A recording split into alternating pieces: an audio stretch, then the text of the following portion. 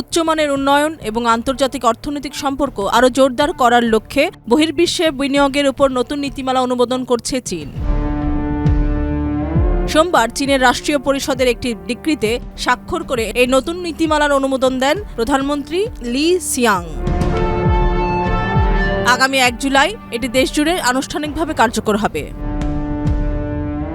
নতুন এই প্রবিধানের মূল লক্ষ্য হল চীনের উচ্চমানসম্পন্ন উন্মুক্তকরণ নীতিকে ত্বরান্বিত করা, বহির্বিশ্বে চীনা বিনিয়োগের গুণগত উন্নয়ন নিশ্চিত করা এবং একই সঙ্গে বিনিয়োগকারীদের আইনি অধিকার রক্ষা করা।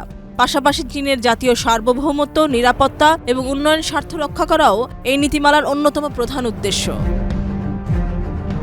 মোট ৩৪টি অনুচ্ছেদ বা ধারা সম্বলিত এই নতুন প্রবিধানটিতে বৈশ্বিক অর্থনৈতিক কাঠামোর সঙ্গে সঙ্গতি রাখার উপর বিশেষ জোর দেওয়া হয়েছে। এটি চীনের বেল্ট অ্যান্ড রোড উদ্যোগের অগ্রগতি এবং বৈশ্বিক শিল্প ও সাপ্লাই চেইনে আন্তর্জাতিক সহযোগিতাকে আরও এক ধাপ এগিয়ে নিয়ে যাবে।